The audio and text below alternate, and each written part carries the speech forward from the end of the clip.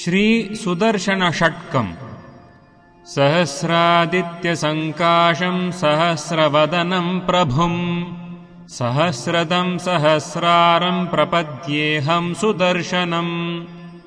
हसन्तम् हारकेयूरमुकुटाङ्गदभूषणम् भूषणैर्भूषिततनुम् प्रपद्येऽहम् सुदर्शनम्। स्राकारसहितम् मन्त्रम् पठन्तम् शत्रुनिग्रहम् सर्वरोगप्रशमनम् प्रपद्येऽहम् सुदर्शनम्। रणत्किङ्किणिजालेन राक्षसघ्नम् महाद्भुतम् व्याप्तकेशम् विरूपाक्षम् प्रपद्येऽहम् सुदर्शनम्। हुङ्कारभैरवम् भीमम् प्रणतार्तिहरम् प्रभुम् सर्वपापप्रशमनम् प्रपद्येऽहम् सुदर्शनम्। फट्कारान्तमनिर्देश्यम् महामन्त्रेण संयुतम् शुभम् प्रसन्नवदनम् प्रपद्येऽहम् सुदर्शनम्। एतैः षड्भिस्तुतो देवो भगवान् श्रीसुदर्शनः रक्षाम् करोति सर्वात्मा सर्वत्र विजयी भवेत्। श्रीसुदर्शनषट्कम्। सहस्रादित्यसङ्काशम् सहस्रवदनम् प्रभुम् सहस्रदम् सहस्रारम् प्रपद्येऽहम् सुदर्शनम्।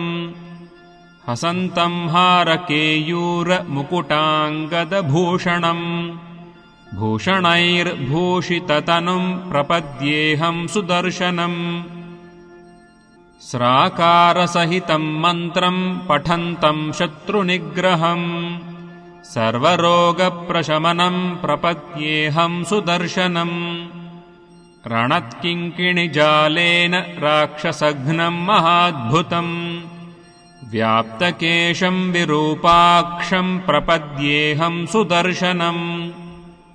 हुङ्कारभैरवम् भीमम् प्रणतार्तिहरम् प्रभुम् सर्वपापप्रशमनम् प्रपद्येऽहम् सुदर्शनम्। फट्कारान्तमनिर्देश्यम् महामन्त्रेण संयुतम् शुभम् प्रसन्नवदनम् प्रपद्येऽहम् सुदर्शनम्। एतैः षड्भिस्तुतो देवो भगवान् श्रीसुदर्शनः रक्षाम् करोति सर्वात्मा सर्वत्र विजयी भवेत्।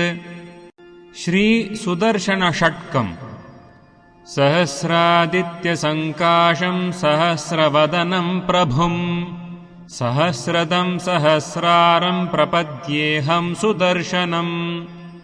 हसन्तम् हारकेयूरमुकुटाङ्गदभूषणम् भूषणैर्भूषिततनुम् प्रपद्येऽहम् सुदर्शनम्। स्राकारसहितम् मन्त्रम् पठन्तम् शत्रुनिग्रहम् सर्वरोगप्रशमनम् प्रपद्येऽहम् सुदर्शनम्। रणत्किङ्किणिजालेन राक्षसघ्नम् महाद्भुतम् व्याप्तकेशम् विरूपाक्षम् प्रपद्येऽहम् सुदर्शनम्। हुङ्कारभैरवम् भीमम् प्रणतार्तिहरम् प्रभुम् सर्वपापप्रशमनम् प्रपद्येऽहम् सुदर्शनम्। फट्कारान्तमनिर्देश्यम् महामन्त्रेण संयुतम् शुभम् प्रसन्नवदनम् प्रपद्येऽहम् सुदर्शनम्। एतैः षड्भिस्तुतो देवो भगवान् श्रीसुदर्शनः रक्षाम् करोति सर्वात्मा सर्वत्र विजयी भवेत्। श्रीसुदर्शनषट्कम्। सहस्रादित्यसङ्काशम् सहस्रवदनम् प्रभुम् सहस्रदम् सहस्रारम् प्रपद्येऽहम् सुदर्शनम्। हसन्तम् हारकेयूरमुकुटाङ्गदभूषणम् भूषणैर्भूषिततनुम् प्रपद्येऽहम् सुदर्शनम्। स्राकारसहितम् मन्त्रम् पठन्तम् शत्रुनिग्रहम् सर्वरोगप्रशमनं प्रपद्येऽहं सुदर्शनम् रणत्किङ्किणिजालेन राक्षसघ्नं महाद्भुतम् व्याप्तकेशं विरूपाक्षं प्रपद्येऽहं सुदर्शनम् हुङ्कारभैरवं भीमं प्रणतार्तिहरं प्रभुम् सर्वपापप्रशमनं प्रपद्येऽहं सुदर्शनम् फट्कारान्तमनिर्देश्यं महामन्त्रेण संयुतम् शुभं प्रसन्नवदनं प्रपद्येऽहं सुदर्शनम् एतैः षड्भिस्तुतो देवो भगवान् श्रीसुदर्शनः रक्षां करोति सर्वात्मा सर्वत्र विजयी भवेत्। श्रीसुदर्शनषट्कम् सहस्रादित्यसङ्काशं सहस्रवदनं प्रभुं सहस्रदं सहस्रारं प्रपद्येऽहं सुदर्शनम् हसन्तं हारकेयूरमुकुटाङ्गदभूषणम् भूषणैर्भूषिततनुं प्रपद्येऽहं सुदर्शनम् स्राकारसहितं मन्त्रं पठन्तं शत्रुनिग्रहम् सर्वरोगप्रशमनं प्रपद्येऽहं सुदर्शनम् रणत्किङ्किणिजालेन राक्षसघ्नं महाद्भुतम् व्याप्तकेशं विरूपाक्षं प्रपद्येऽहं सुदर्शनम् हुङ्कारभैरवं भीमं प्रणतार्तिहरं प्रभुम् सर्वपापप्रशमनं प्रपद्येऽहं सुदर्शनम् फट्कारान्तमनिर्देश्यं महामन्त्रेण संयुतम् शुभं प्रसन्नवदनं प्रपद्येऽहं सुदर्शनम् एतैः षड्भिस्तुतो देवो भगवान् श्रीसुदर्शनः रक्षां करोति सर्वात्मा सर्वत्र विजयी भवेत्।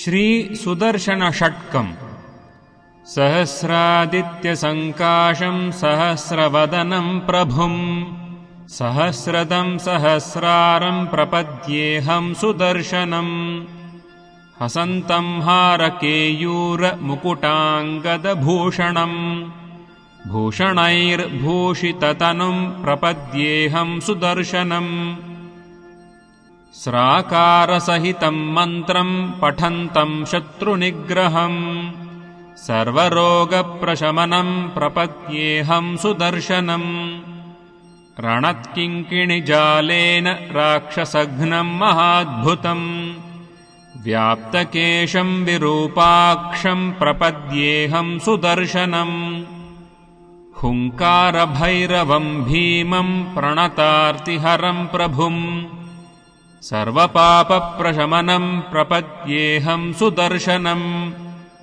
फट्कारान्तमनिर्देश्यं महामन्त्रेण संयुतम् शुभं प्रसन्नवदनं प्रपद्येऽहं सुदर्शनम् एतैः षड्भिस्तुतो देवो भगवान् श्रीसुदर्शनः रक्षां करोति सर्वात्मा सर्वत्र विजयी भवेत्।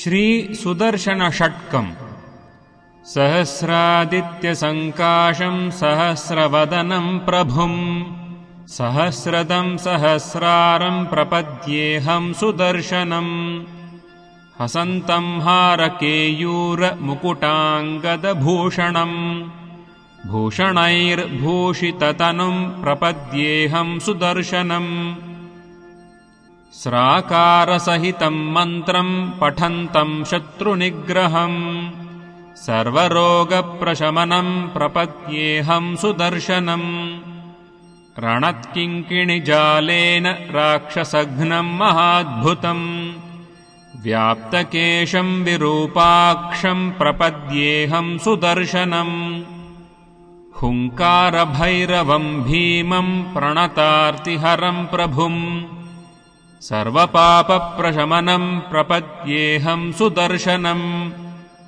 फट्कारान्तमनिर्देश्यं महामन्त्रेण संयुतम् शुभं प्रसन्नवदनं प्रपद्येऽहं सुदर्शनम् एतैः षड्भिस्तुतो देवो भगवान् श्रीसुदर्शनः रक्षां करोति सर्वात्मा सर्वत्र विजयी भवेत्। श्रीसुदर्शनषट्कम्। सहस्रादित्यसङ्काशं सहस्रवदनं प्रभुं सहस्रदं सहस्रारं प्रपद्येऽहं सुदर्शनम् हसन्तं हारकेयूरमुकुटाङ्गदभूषणम् भूषणैर्भूषिततनुं प्रपद्येऽहं सुदर्शनम् स्राकारसहितं मन्त्रं पठन्तं शत्रुनिग्रहम् सर्वरोगप्रशमनं प्रपद्येऽहं सुदर्शनम् रणत्किङ्किणिजालेन राक्षसघ्नं महाद्भुतम् व्याप्तकेशं विरूपाक्षं प्रपद्येऽहं सुदर्शनम् हुङ्कारभैरवं भीमं प्रणतार्तिहरं प्रभुम् सर्वपापप्रशमनं प्रपद्येऽहं सुदर्शनम् फट्कारान्तमनिर्देश्यं महामन्त्रेण संयुतम् शुभं प्रसन्नवदनं प्रपद्येऽहं सुदर्शनम् एतैः षड्भिस्तुतो देवो भगवान् श्रीसुदर्शनः रक्षां करोति सर्वात्मा सर्वत्र विजयी भवेत्। श्रीसुदर्शनषट्कम्। सहस्रादित्यसङ्काशं सहस्रवदनं प्रभुं सहस्रदं सहस्रारं प्रपद्येऽहं सुदर्शनम् हसन्तं हारकेयूरमुकुटाङ्गदभूषणम् भूषणैर्भूषिततनुं प्रपद्येऽहं सुदर्शनम् स्राकारसहितं मन्त्रं पठन्तं शत्रुनिग्रहम् सर्वरोगप्रशमनं प्रपद्येऽहं सुदर्शनम् रणत्किङ्किणिजालेन राक्षसघ्नं महाद्भुतम् व्याप्तकेशं विरूपाक्षं प्रपद्येऽहं सुदर्शनम् हुङ्कारभैरवं भीमं प्रणतार्तिहरं प्रभुम् सर्वपापप्रशमनं प्रपद्येऽहं सुदर्शनम्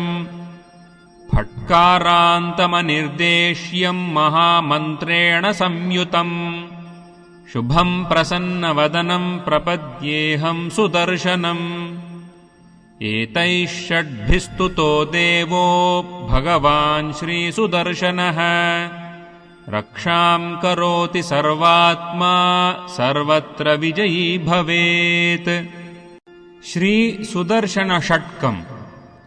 सहस्रादित्यसङ्काशं सहस्रवदनं प्रभुं सहस्रदं सहस्रारं प्रपद्येऽहं सुदर्शनम् हसन्तं हारकेयूरमुकुटाङ्गदभूषणम् भूषणैर्भूषिततनुं प्रपद्येऽहं सुदर्शनम् स्राकारसहितं मन्त्रं पठन्तं शत्रुनिग्रहम् सर्वरोगप्रशमनं प्रपद्येऽहं सुदर्शनम् रणत्किङ्किणिजालेन राक्षसघ्नं महाद्भुतम् व्याप्तकेशं विरूपाक्षं प्रपद्येऽहं सुदर्शनम् हुङ्कारभैरवं भीमं प्रणतार्तिहरं प्रभुम् सर्वपापप्रशमनं प्रपद्येऽहं सुदर्शनम्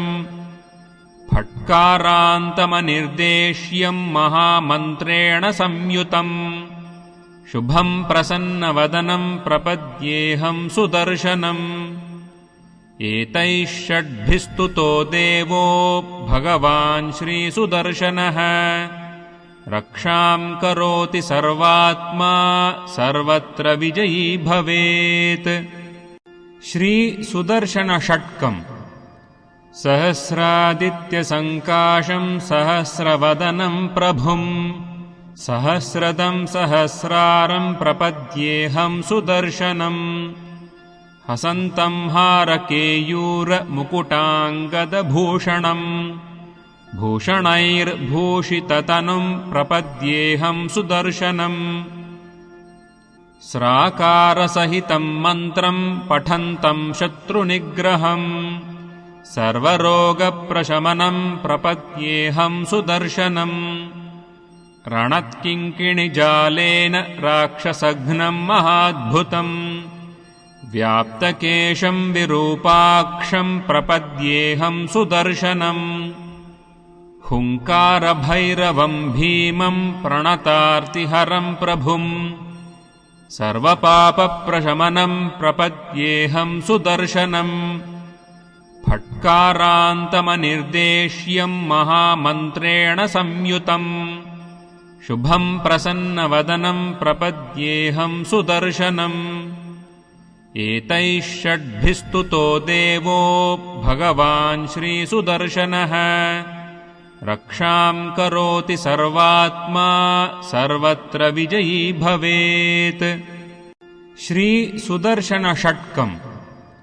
सहस्रादित्यसङ्काशं सहस्रवदनं प्रभुम् सहस्रदं सहस्रारं प्रपद्येऽहं सुदर्शनम् हसन्तं हारकेयूरमुकुटाङ्गदभूषणम् भूषणैर्भूषिततनुं प्रपद्येऽहं सुदर्शनम् स्राकारसहितं मन्त्रं पठन्तं शत्रुनिग्रहम् सर्वरोगप्रशमनं प्रपद्येऽहं सुदर्शनम् रणत्किङ्किणिजालेन राक्षसघ्नं महाद्भुतम् व्याप्तकेशं विरूपाक्षं प्रपद्येऽहं सुदर्शनम् हुङ्कारभैरवं भीमं प्रणतार्तिहरं प्रभुम् सर्वपापप्रशमनं प्रपद्येऽहं सुदर्शनम् फट्कारान्तमनिर्देश्यं महामन्त्रेण संयुतम् शुभं प्रसन्नवदनं प्रपद्येऽहं सुदर्शनम् एतैः षड्भिस्तुतो देवो भगवान् श्रीसुदर्शनः रक्षां करोति सर्वात्मा सर्वत्र विजयी भवेत्। श्रीसुदर्शनषट्कम्। सहस्रादित्यसङ्काशं सहस्रवदनं प्रभुम् सहस्रदं सहस्रारं प्रपद्येऽहं सुदर्शनम् हसन्तं हारकेयूरमुकुटाङ्गदभूषणम् भूषणैर्भूषिततनुं प्रपद्येऽहं सुदर्शनम् स्राकारसहितं मन्त्रं पठन्तं शत्रुनिग्रहम् सर्वरोगप्रशमनं प्रपद्येऽहं सुदर्शनम् रणत्किङ्किणिजालेन राक्षसघ्नं महाद्भुतम् व्याप्तकेशं विरूपाक्षं प्रपद्येऽहं सुदर्शनम् हुङ्कारभैरवं भीमं प्रणतार्तिहरं प्रभुम् सर्वपापप्रशमनं प्रपद्येऽहं सुदर्शनम् फट्कारान्तमनिर्देश्यं महामन्त्रेण संयुतम् शुभं प्रसन्नवदनं प्रपद्येऽहं सुदर्शनम् एतैः षड्भिस्तुतो देवो भगवान् श्रीसुदर्शनः रक्षां करोति सर्वात्मा सर्वत्र विजयी भवेत्। श्रीसुदर्शनषट्कम्। सहस्रादित्यसङ्काशं सहस्रवदनं प्रभुम् सहस्रदं सहस्रारं प्रपद्येऽहं सुदर्शनम् हसन्तं हारकेयूरमुकुटाङ्गदभूषणम् भूषणैर्भूषिततनुं प्रपद्येऽहं सुदर्शनम् स्राकारसहितं मन्त्रं पठन्तं शत्रुनिग्रहम् सर्वरोगप्रशमनं प्रपद्येऽहं सुदर्शनम् रणत्किङ्किणिजालेन राक्षसघ्नं महाद्भुतम् व्याप्तकेशं विरूपाक्षं प्रपद्येऽहं सुदर्शनम् हुङ्कारभैरवम् भीमम् प्रणतार्तिहरम् प्रभुम् सर्वपापप्रशमनम् प्रपद्येऽहम् सुदर्शनम् फट्कारान्तमनिर्देश्यम् महामन्त्रेण संयुतम् शुभम् प्रसन्नवदनम् प्रपद्येऽहम् सुदर्शनम् एतैः षड्भिस्तुतो देवो भगवान् श्रीसुदर्शनः रक्षाम् करोति सर्वात्मा सर्वत्र विजयी भवेत्। श्रीसुदर्शनषट्कम्।